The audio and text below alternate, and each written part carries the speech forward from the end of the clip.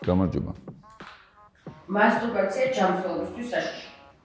არა, მასტურბაცია ჯანმრთელობისთვის საშიში არ არის. ჯანმრთელობისთვის მავნე შეიძლება იყოს უკიდურეს იშვიათ გამონაკლისებში. თორე ზოგადად მასტურბაცია პირიქით ჯანმრთელობისთვის სასარგებლოა. სტრესის მოხსნელი ეფექტი აქვს, უკეთეს ძილს უზრუნველყოფს, კაცებში დამატებით პროსტატის ადენომის რისკები შეიძლება შეამციროს და ასე შემდეგ და ასე შემდეგ. მოკლედ ქალებისთვის და კაცებისთვისაც ჯანმრთელობისთვის საშიში არ არის მასტურბაცია. თუმცა არსებობს გამონაკლისები. გამონაკლისები სულ რამდენიმეა.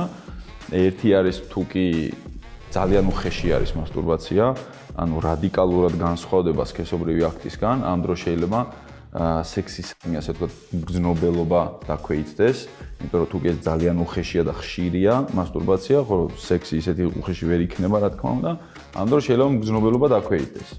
მეორე ვარიანტი, რადგან შეიძლება ასე ვთქვათ, ზიანი მიადგეს ჯანმრთელობას, ეს არის ისევ თუ კი ძალიან უხეშია, შეიძლება კაცების შემთხვევაში პენისის მოტეხილობაც განვითარდეს. არსებობს კი ეგეთი რაღაცა და გადაუდებელი დახმარება ჭირდება მაგას. ამის გარდა, ამ ჩამოთვლილი მოვლენების გარდა, მასტურბაცია ორგანიზმისთვის არის სასარგებლო და არაფერი საშიში მაგაში არ არის. ქალები არ მასტურბირებს. ყველა მასტურბირებს. გააჩნია საზოგადოებას, ქვეყანას და ასე შემდეგ, მაგრამ აბსოლუტურ უმრავლეს შემთხვევაში სხვადასხვა საზოგადოებაში მოსახლეობის 70-დან 95%-მდე მასტურბირებს. ყველა მიუხედავად სქესისა, ასაკისა და ასე შემდეგ და ასე შემდეგ. კაცებში მასტურბაციისადმი ასე ვთქვათ, ინტერესი ცოტა უფრო მეტია, მაგრამ ეს იმას არ ნიშნავს, რომ ქალები არ მასტურბირებენ. ყველა მასტურბირებს და ოკეია რა. არაფერი ამაში საშიში თუ დასაძრახი არ არის. მაგრამ არც იმაში არ არის თუ არ მასტურბირებ, ეგეც მოსულა. თავარი შენ რა გინდა?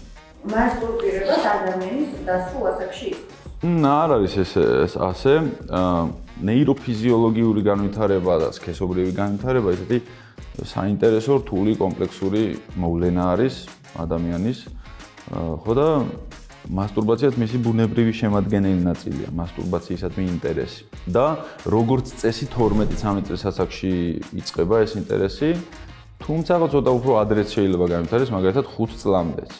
ესეც აბსოლუტური ნორმა შეიძლება იყოს, უბრალოდ ამ დროს ბავშვები არ იცნობენ ამ რაღაც სოციალურ ნორმებს და თუ კი შეამჩნევთ, რომ თქვენი შვილი ან ახლობელი, არ ვიცი, ან ზოგადად ვინმე ესეთი პატარა ბავშვი, საჯაროდაც შეიძლება დაინტერესებული იყოს თავისი გენიტალიებით, იმათ არ უნდა გაუბრაზდეთ, ასე ვთქვათ, შვიდად წყნარად დაელაპარაკოთ და თუ კი ეჭვი გეპარებათ, რომ ეს რაღაცა პათოლოგიური მიდრეკილება, რაღაცას ვერ ხვდებით ან გაინტერესებთ, არ ეჩხუბოთ ბავშვს პირველ რიგში და მიმართეთ სპეციალისტს, მიდით პედიატრს გაესაუბრეთ და მოკლედ თუ კი კითხვა გაგიჩნდებათ, რომ აიმე ძალიან ადრე ხო არ დაიწყო, არა, ხდება ხოლმე ეგეც.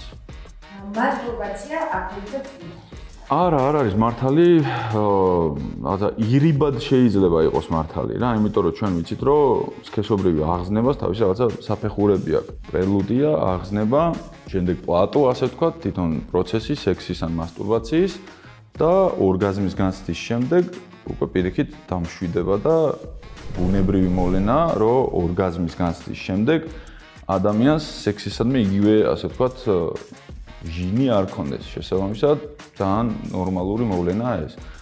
თუ კი მასტურბაცია ძალიან ხშირია, დღეში რამდენჯერმე და ყოველდღიურად და ასე შემდეგ, ეს მოვლენა ლიბიდოს დაქვეითება, რომ სექსისადმი ინტერესი და აღზნების უნარი შეიძლება უბრალოდ ამ პროცესის გამო იყოს დაქვეითებული. როგორც კი გაახანგრძლივეთ პერიოდს, ისევ იგივე დაბრუნდება. ამიტომაც რაღაცა ესეთი ის არა აქვს მაგას ეფექტი, ამის გამო რომ თავს იკავებენ ხოლმე, ეს არის შეცდომა. მასტურბაციამ შესაძლოა გამოიწვიოს ერექციული დისფუნქცია.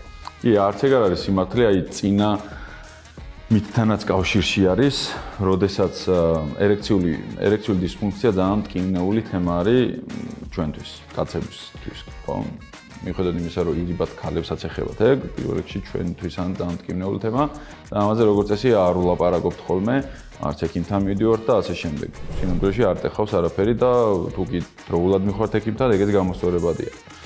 რაც შეეხება იმას, რომ ერექციული დისფუნქცია შეიძლება მასტურბაციამ გამოიწვიოს, არ არის ეგრე. მასტურბაციის შემდეგ ერექცია რო აღარ გვაქვს, ესეც ბუნებრივი არის.